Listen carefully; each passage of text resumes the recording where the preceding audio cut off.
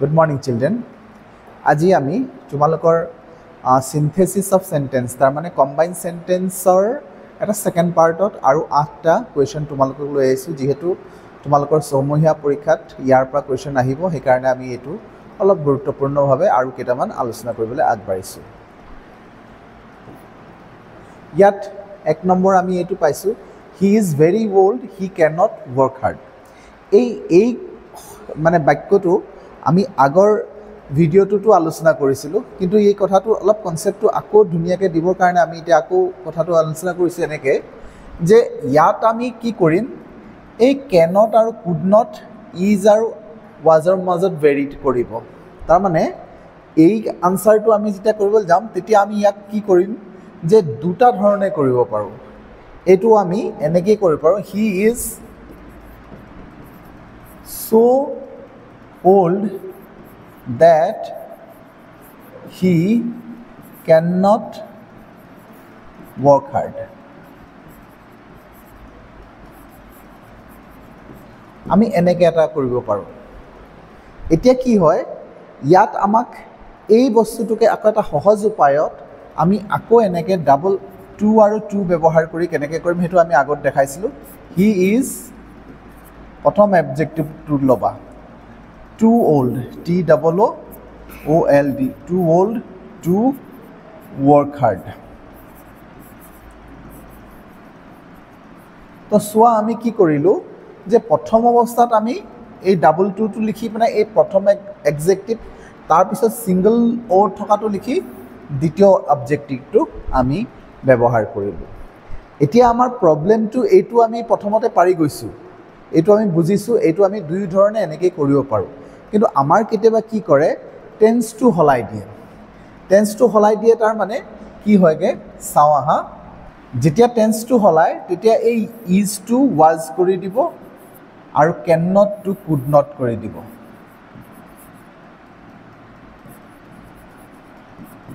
এতিয়া আমি কৰিম কেনেকে গতে এতিয়া আমি সেই একে ধৰণে কৰিম he was too old to work hard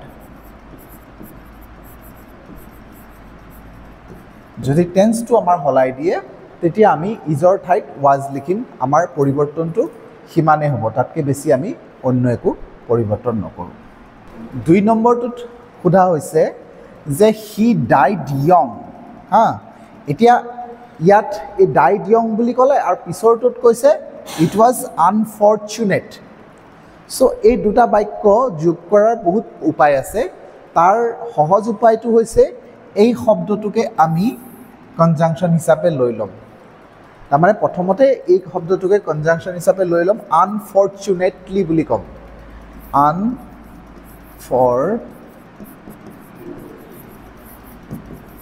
unfortunately he died young অৱশ্যে ইয়াক আমি কৰিব অলপ বেলেগ ধৰণেও কৰিব পাৰো যে আমি এনেকেও ক'ব পাৰো যে it was unfortunate that he died very young আমি এটো এনেকেও ইচ্ছা কৰিলে কৰিব পাৰো যে it was unfortunate that সংযোগ কৰিম আমি ইয়াত যেটো কনজাংশন থাকিব তাত আমি that সংযোগ কৰি পনাই কৰিব that he died young গতিকে এনেকে দুই ধৰণে আমি এই আনসাৰটো কৰিব পাৰো তোমালোকৰ যেনেকে সুবিধা হয় তোমালোকে কৰিব পাৰা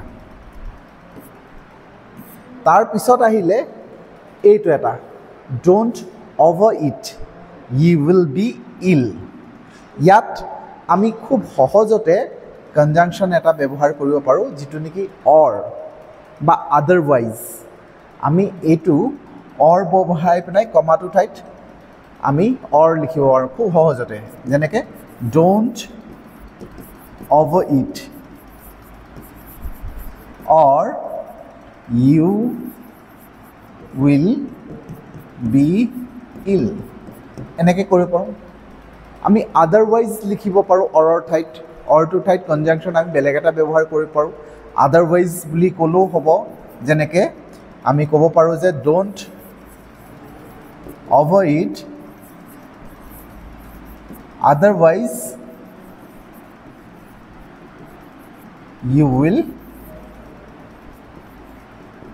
be ill. তোমালোকে যেনেকৈ ভাল লাগে কৰিব পাৰা। অৱশ্যে এই দুটাই যে একমাত্ৰ উপায় তেনেকুৱা নহয়, তোমালোকে আৰু বেলেগ বেলেগ ধৰণেও ইচ্ছা কৰিলে কৰিব পাৰা, পাইছা যদি সেইটোও কাৰেক্ট হ'ব পাৰে। ইয়াৰ তাৰমানে বহুত ভেৰাইটিজ আছে, আমি বিভিন্ন ধৰণে এইখিনি কৰিব পাৰোঁ। তাৰপিছত আহিলে the man created trouble, he was arrested by the police. The man created trouble, he was arrested by the police. গতিকে এইটো আমি ইয়াতো আমি বেলেগ বেলেগ ধৰণে কৰিব পাৰোঁ। আমি ইয়াত খুব সহজতে সু সংযোগ কৰি পিনে কৰি দিম, যাক নেকি আমি the man who created trouble, who created trouble was arrested by the police. So এনেকৈ আমি এইটো আমি খুব সহজতে কৰি ল'ব পাৰোঁ। The man who created trouble was arrested by police.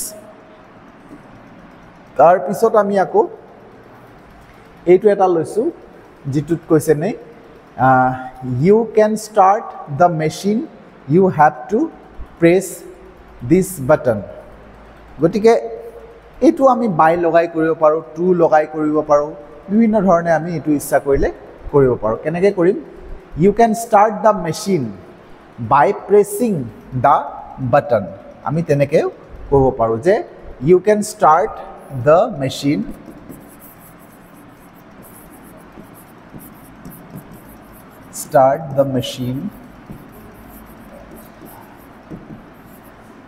by pressing this button.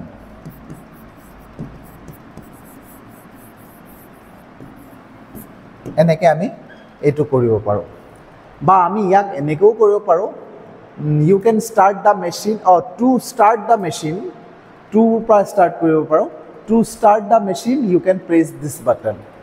গতিকে বেলেগ বেলেগ ধৰণে আছে, আমি যেনেকৈ ইচ্ছা কৰিব পাৰোঁ। তাৰপিছত আহিলে U turn this knob you can open the box.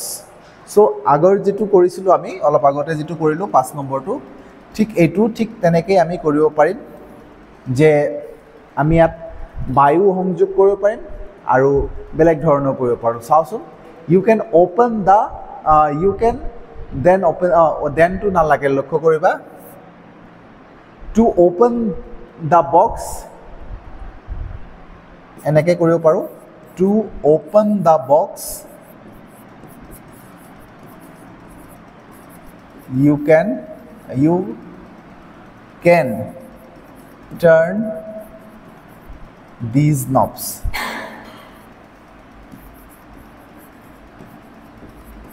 আমি এনেকৈ কৰিব পাৰোঁ, to open the box, to open the box you can turn this knobs. সেইটো এটা উপায় হ'ল।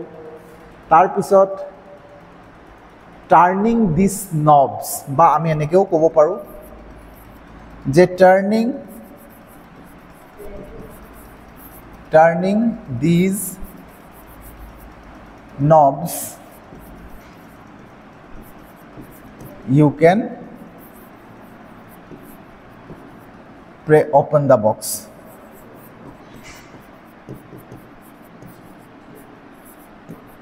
So এনেকৈ দুই ধৰণে আমি কৰিব পাৰোঁ, তোমালোকৰ যেনেকৈ সহজ বুজা কৰিবা। তাৰপিছত আহিলে the rain will stop, let us wait then. So until শব্দটো ইয়াত আমি ব্যৱহাৰ কৰিব পাৰোঁ, যে until লগাই পেলাই, যে ইয়াত কৈছে the rain will stop, বৰষুণ ৰৈ যাব, কি কৰিব লাগে? let us wait. So আমি সেই let us wait টো লিখিম, let us wait until the rain stop. ইয়াত প্ৰেজেণ্টত আহি যাব, ৰেইন ষ্টপছ হৈ যাব, টেন্সটো সলনি হৈ যাব। ইয়াত ফিউচাৰত আছে, তাত আমাৰ প্ৰেজেণ্টত আহিব, let us wait until the rain stops. গতিকে বেলেগ উপায়ো আছে, তোমালোকে কৰিব পাৰা। তাৰপিছত আজিৰ কাৰণে আমি শেষৰ যিটো লৈছোঁ সেইটো হৈছে এইটো, we should drop the plane, this is my suggestion. ইয়াত আমি কি কৰিম, বস্তুবোৰ আমি যেতিয়া বাক্যটো চাওঁ তেতিয়া আমি তাত কিছুমান কনজাংশ্যনৰ কথা ভাবিব পাৰোঁ যে কোন শব্দটো লগালে বাক্য দুটা লগ খাব বা গোট খাব। We should drop the plane, this is my suggestion, স্পষ্টকৈ আহি আছে দিছ ইজ মাই ছাজেশ্যন। এইটো আমি আগতীয়াকৈ লৈ ল'ম যে this is my suggestion that শব্দটো সংযোগ কৰিবলৈ আহিলে ইয়াত ব্যৱহাৰ কৰিলোঁ, that we should drop the plane, we should drop the plane. So' এইটো এটা উপায় আছে, এনেকৈ আমি কৰিব পাৰোঁ সহজতে। গতিকে বাক্যবোৰ কি শব্দৰেনো সংযোগ কৰিবলৈ আটাইতকৈ সহজ হয়, কোনটো আমি আগত ল'লে, অসমীয়াত যদি কথাটো আলোচনা কৰি লওঁ, অসমীয়ালৈ যদি নিজৰ মাতৃভাষালৈ যদি আমি সলনি কৰি লওঁ, তেতিয়া আমি বুজিব পাৰিম যে কোনটো বাক্য আগত ব্যৱহাৰ কৰিলে সহজতে কৰিব পাৰে আৰু কি কনজাংশ্যন শব্দটো, তাৰমানে জইনিং ৱৰ্ড শব্দটো কোনটো শব্দ ল'লে আমাৰ সহজ হ'ব। কেইটামান অভ্যাস কৰিলে বাকীখিনি একেই থাকে, সেই কথাটো আমি জানিব পাৰিম। চ' আজিলৈ আমি ইয়াতে সামৰিছোঁ, আৰু তোমালোকক তেনেকুৱা ধৰণৰ ভিডিঅ' আমি দি থাকিম পৰীক্ষাৰ আগৰলৈকে, তোমালোকে চাই থাকিবা। থেংক ইউ ফৰ ৱাচিং।